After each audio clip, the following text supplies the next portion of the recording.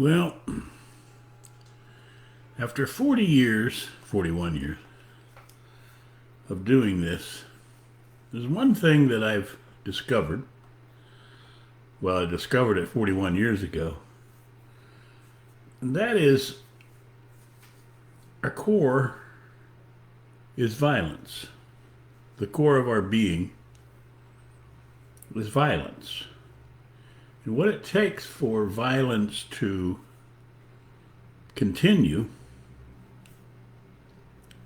is we need those who resist violence, non-violent people, and those who promote violence.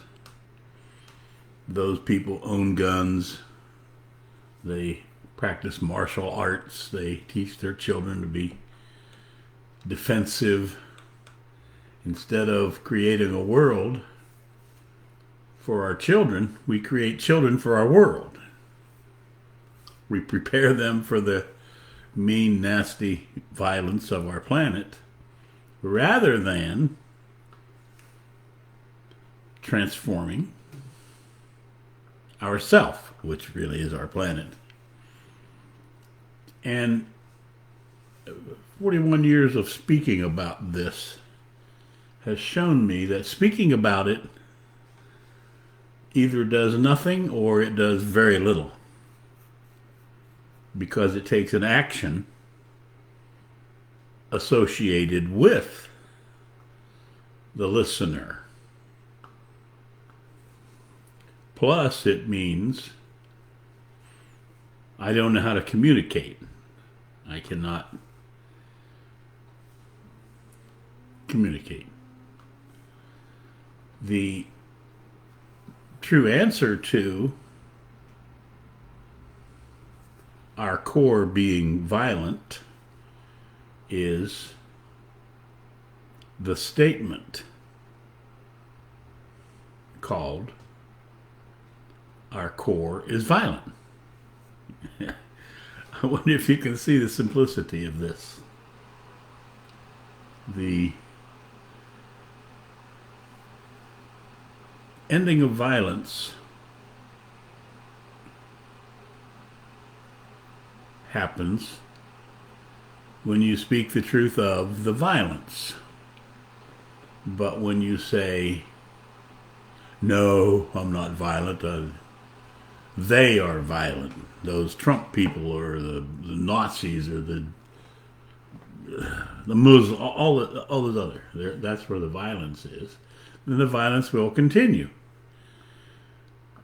Because violence needs both the resistance to being violent, which is violence in itself, maybe even a greater form of violence than the one who grabs the gun and the Christian who says, Jesus Christ is my Lord and Savior. But I have my gun in case somebody tries to steal my stuff and I can shoot him right between the eyes, put a bullet there. So, if we could each realize that we are the one, did you catch it? Who is violent. If you need to check my words, then see the last time you were upset at someone, angry at someone, yelled at someone, screamed, left the room because your feelings were hurt. And you know that you are the violent one. We go to war because your feelings are hurt. Because you get angry at people. Because you carry a gun. You carry a gun because you're a brave person. You're ready to kill anybody who tries to kill you. But you're not going to wear a mask because that's a coward. Cowards wear masks. At any rate, I'm getting a little bit off of it because the crazy stuff that's happening today is a little beyond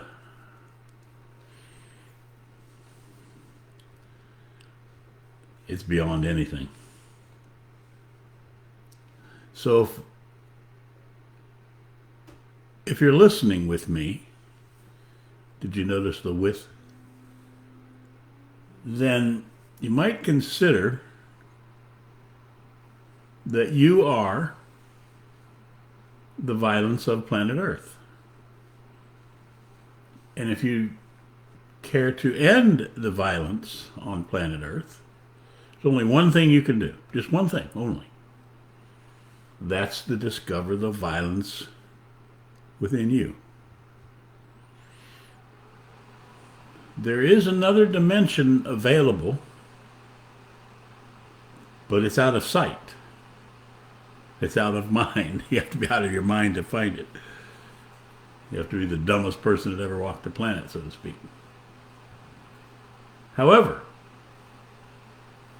until you realize that your core is violence, then your core will be violence.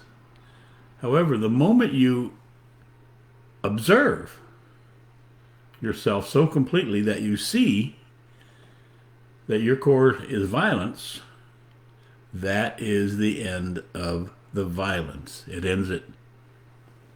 Bam! Like David Copperfield. Wasn't he a magician? I think he was I don't know why that name came to me, but like that, like magic. But it's not magic. It is the energy of speaking the truth. Being able to observe your own inner way of being. If you get upset, if you get hurt, if somebody can hurt your poor baby feelings, if you're not wanting to be called a Jew boy or a black boy or a Muslim, all those names that people throw out there to make everybody angry. If you react to those things, you are violent, not them. Well, okay, them too. Because we all are. 7.897247775 and 1/2 billion violent people on planet Earth. Because the consciousness of planet Earth has its core in violence. And you are the core. What do I'm so unpopular? Why don't people like me? Hurts my feelings. People don't like me. Okay, I'm over it. So, is it possible for you to consider this wild and crazy consideration, this possibility? You are the core of violence. It's you. It's not them. It's you. If you care to have a planet that's safe for your children to grow in, that's safe for you to walk in, that's safe for you to live in, it's up to you, 100%. No one else. Because you are the core of the violence. Hello, Nina. Yes, it is. It got to be pretty. If you can't see, Nina, that our core is violence, then you haven't seen World War I, World War II, Korean War, Vietnam War. Here in America, we have been a Christian country. We are considered to be a Christian country.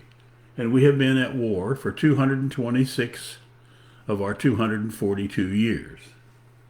And that's a Christian country. Just think, well, if we were, anyway, it's another whole thing. The greatest mistake I'm suggesting here that we make is to consider that it's them. Because it isn't them. We are the core of violence. Now that I've delivered all the bad news, here's the good news. The only thing that's needed is the truth. If you speak the truth that you are the core of violence, that ends you being the core of violence. And the end result of that is the transformation of planet Earth, which means no more killing to live. It actually means the entirety of our planet transforms. It means to say that anything that does not adhere to the suggestion that eating to live is needed will, it won't be killed, it won't be murdered, it won't be anything like that. It will just go out of existence, become, what's that word? Extinct. Because, a little shot here for Nina, the Garden of Eden was a place where there was no murder, there wasn't any killings, there wasn't any bombs and raping of women. And that's what I'm suggesting. But I'm not suggesting the return to the Garden of Eden. I'm suggesting creating it new, right here, right now. Living our lives, each of us realizing that it is not them that is the violence, it's us. And in a real way, the religious people, the people the Buddhas and the Christians and the Catholics, all of the popes, and they are the most violent of all because of one thing: belief. Once you fall into belief, you're lost in the extreme violence, because belief invents a dream world. I can't help but bring a little religion back in. When you believe something, you have just eaten the fruit of knowledge. Because that's what eating the fruit of knowledge is. It means to say you believe things. You fall for the thought-invented belief. You're no longer creating. You're no longer intelligent. You're no longer the truth. You're a knowledge-filled person who thinks and then believes what they think. Anyway, I've gone on way too long. I'm delighted to see you're here, Nina. I'm wondering if you can see that a person's words define the person. Perfect Garden of Eden. Life to each of you. Thanks.